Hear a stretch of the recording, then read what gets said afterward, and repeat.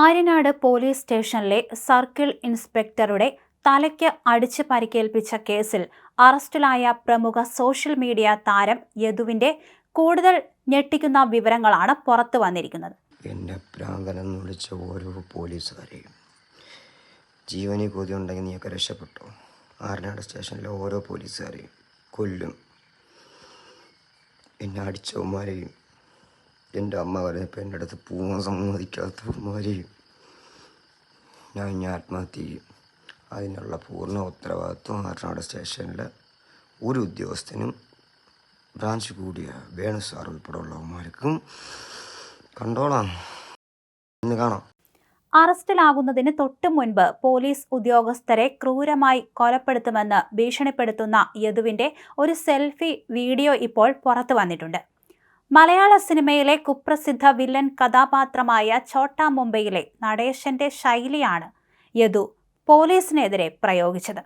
കൊല്ലുമെന്ന് പറഞ്ഞാൽ ഈ നടേശൻ കൊന്നിരിക്കും എന്ന രീതിയിലാണ് വീഡിയോ ചെയ്തിരിക്കുന്നത്. എന്നെ പ്രാന്തനെന്ന് വിളിച്ച ആര്യനാട് സ്റ്റേഷനിലെ ഓരോ പോലീസുകാരെയും ഞാൻ കൊല്ലും. ജീവനിൽ കൊതിയുണ്ടെങ്കിൽ നീയൊക്കെ രക്ഷപ്പെട്ടോ. എല്ലാത്തിനെയും ഇന്ന് കാണിച്ചു തരാം എന്നാണ് യദു പോലീസിനെതിരെ കൊലവിളി നടത്തിയത്. സോഷ്യൽ മീഡിയയിൽ ലക്ഷക്കണക്കിന് ആരാധകരുള്ള യദു എന്നറിയപ്പെടുന്ന ഈ യൂട്യൂബർ ഇനി അഴിയണം.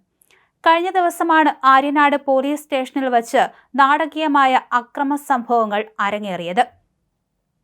യദുവിന്റെ ഭീഷണിപ്പെടുത്തുന്ന ആ വാക്കുകൾ ഇങ്ങനെയായിരുന്നു: എന്നെ പ്രാന്തനെന്ന് വിളിച്ച ആര്യനാട് സ്റ്റേഷനിലെ ഓരോ പോലീസുകാരനെയും ഞാൻ കൊല്ലും.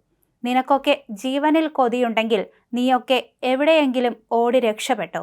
എല്ലാത്തിനെയും ഞാൻ ഇന്ന് കാണിച്ചു തരാം.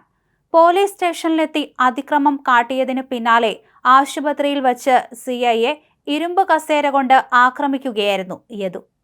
ആര്യനാട് കുളപ്പട സ്വദേശിയാണ് യദു. 22 വയസ്സാണ്. ഇന്നലെ രാത്രിയോടെയാണ് സംഭവം ഉണ്ടായത്.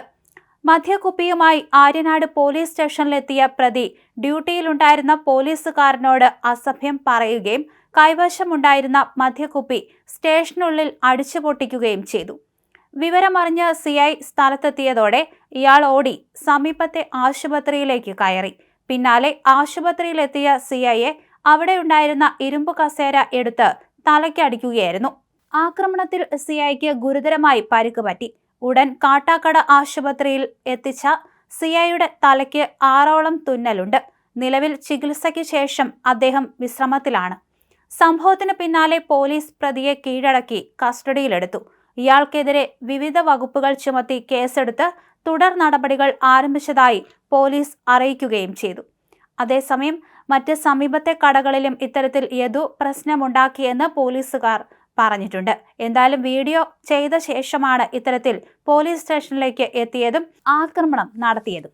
ഈ വീഡിയോ ഇപ്പോൾ സോഷ്യൽ മീഡിയയിൽ വൈറലായിക്കൊണ്ടിരിക്കുകയാണ്.